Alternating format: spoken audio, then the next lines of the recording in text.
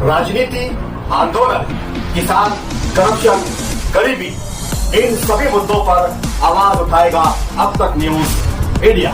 सत्ता के आगे जब भी सवाल कमजोर पड़ने लग जाए तो सवाल उठाने पड़ते हैं। बोल के लफ्ज आजाद है तेरे, बोल के सच जिंदा है अब तक।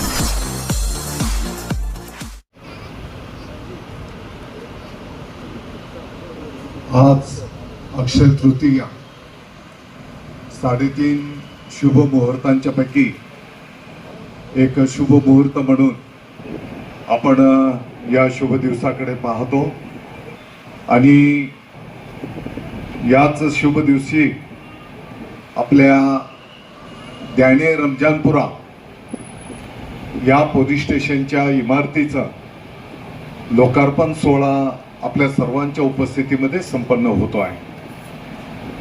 या कार्यक्रमाप्रसंगी मंचावर उपस्थित शहराच्या प्रथम नागरिक महापौर माननीय नसरीन बानो शेख खालिद जी, माननीय डिग्नेटी जी, या कार्यक्रमासाठी खास उपस्थित असलेले नाशिक जिल्ह्याचे ग्रामीण पोलीस अधीक्षक माननीय बाळासाहेब पाटील जी, अप्पर पोलीस अधीक्षक तेज बहादूर सिंह संधू जी, सिद्धार्थ बाटवाल जी, दरियन दुगड़ जी, राहुल गिरी बोआ जी, बंगाले जी, या ठिकाणी सन्माननीय नगरसेवक महोदय उपस्थित आहेत। सर्व सन्माननीय नेते मंडळी, गावातील आणि रमजानपुरातील सर्व प्रमुख पदाधिकारी पण उपस्थित आहेत। मला वाटतं की मी आपल्या सर्वांच्या वतीने या नवीन पोलीस स्टेशनच्या इमारतीचं आपल्या सर्वांच्या उपस्थितीत लोकार्पण संपन्न झालं असं या ठिकाणी घोषित करतो। या संदर्भामध्ये महाराष्ट्राचे मुख्यमंत्री माननीय देवेंद्रजी फडणवीस साहेब, उपमुख्यमंत्री माननीय एकनाथजी शिंदे साहेब, माननीय सुनीत्राताई पवार जी आणि त्याच्यासोबतच गृह विभागाचे राज्यमंत्री महोदय या सर्वांनी या पोलीस स्टेशनला हार्दिक शुभेच्छा पण त्या ठिकाणी दिलेल्या आहेत। मला चांगलं आठवतं की द्याणे रमजानपुरा पोलीस स्टेशन ज्यावेळेस आम्हाला 5 पोलीस स्टेशन चा गेली अनेक वर्ष आपण सगळ्यांनी पाठपुरावा केला। मला वाटतं पोलीस प्रशासनाने सुद्धा त्याचा पाठपुरावा केला आणि त्यापैकी एक द्याणे रमजानपुरा पोलीस स्टेशनला आपल्याला त्या ठिकाणी मान्यता मिळाली आणि मग मान्यता मिळाल्याच्या नंतर तात्काळ आपण काय व्यवस्था करू शकतो त्या पद्धतीने एका ओपन स्पेसवर आपण त्या ठिकाणी तात्पुरत्या स्वरूपामध्ये कदाचित ते पत्र्याचं एक प्रकारचं शेडच होतं आणि त्या शेडमध्ये एका तात्पुरती व्यवस्था त्या ठिकाणी करण्यात आली आणि जसं आता माननीय पाटील साहेब बोलले की कदाचित जेव्हा 40-45 डिग्रीचं टेम्परेचर असतं त्या प्राप्त परिस्थितीमध्ये तिथले अधिकारी कर्मचारी कशा पद्धतीने जनतेला सेवा देऊ शकतील हा सुद्धा आपल्या सर्वांच्या समोर एक चिंतेचा विषय होता। आणि मग दुसऱ्या टप्प्यामध्ये मला वाटतं की या इमारतीचा पाठपुरावा करून आज गेल्या 2 वर्षामध्ये मग ही जागा मिळवणं, इथून एक लहान नाला पण गेलेला आहे, लागूनच आहे, खूप लांबून त्या नाल्याला पाणी येत असतं आणि मग त्याच्यातनं मार्ग काढणं, काही थोडे अतिक्रमण पण होते, त्या अतिक्रमण वाल्यांना पर्यायी व्यवस्था करून ही जागा ताब्यात घेणं आणि या संपूर्ण परिसराला सोयीचं होईल अगदी रस्त्याला लागूनच या परिसराला तर कायदा व सुव्यवस्था शांतता राखण्याचं काम या पोलीस स्टेशनच्या माध्यमातून होईलच, परंतु कारण हा नॅशनल हायवे मध्ये रूपांतर झालेलं आहे या रस्त्याचं, आणि मग या रस्त्यावरचेही काही प्रश्न जर असले तर मला वाटतं की त्यांनाही एक अप्रोचेबल ही जागा या ठिकाणी निश्चित करण्यात आली आणि एक चांगली इमारत आज या ठिकाणी निर्माण झाली, या गोष्टीचा मी आनंद व्यक्त करतो. मला वाटतं की भविष्य काळामध्ये याच्यावर आणखी जसा कार्यभार जर वाढला तर वरचे मजले पण आपल्याला वाढवता येतील आणि जास्त मनुष्यबळ तशी वेळ येऊ नये, म्हणजे शांतता राहील. मी संपूर्ण परिसराच्या वतीने ग्वाही देतो की मालेगाव आता बदलतं आहे. मालेगावमध्ये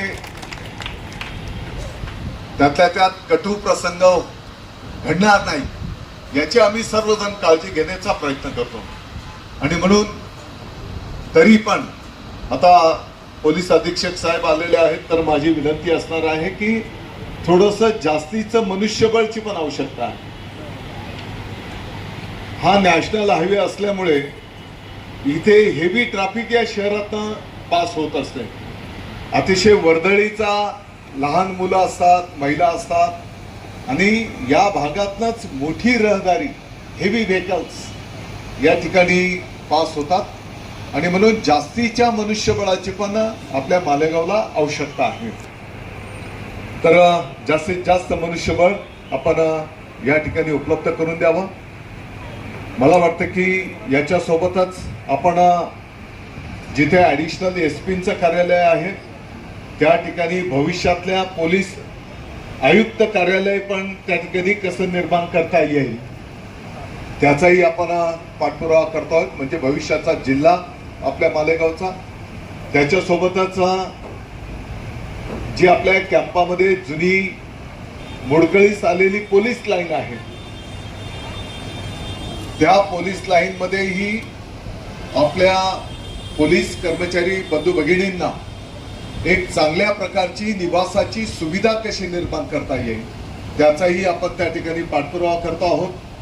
तुम्ही जर बघितलं साहेब, कदाचित तुम्हाला अनेक ठिकाणी पोलिसांच्या चांगल्या क्वार्टर्स बघायला मिळाले असतील, परंतु मला हे अभिमानाने सांगायचं आहे की मालेगावला संख्या कमी असेल कदाचित, परंतु अतिशय चांगल्या पोलीस क्वार्टर्स आम्ही आमच्या पोलीस बांधवांच्यासाठी त्या ठिकाणी पाठपुरावा करून निर्माण केलेले आहेत. त्याचं लोकार्पणही मला वाटतं एकनाथ शिंदे साहेब मुख्यमंत्री पदाचा पदभार स्वीकारल्याच्या नंतर पहिला जो दौरा होता त्या दौऱ्यामध्ये त्या प्रकल्पाचं लोकार्पण कार्यक्रम आपण त्या ठिकाणी संपन्न केलेला होता, आणि म्हणून कदाचित 24 तासांच्या पैकी 20 तासापेक्षा जास्ती पोलीस कर्मचारी त्या ठिकाणी जनतेच्या सेवेमध्ये असतात, आणि म्हणून बाहेर तर सारखे प्रश्नच असतात, आणि किमान घरी गेल्याच्या नंतर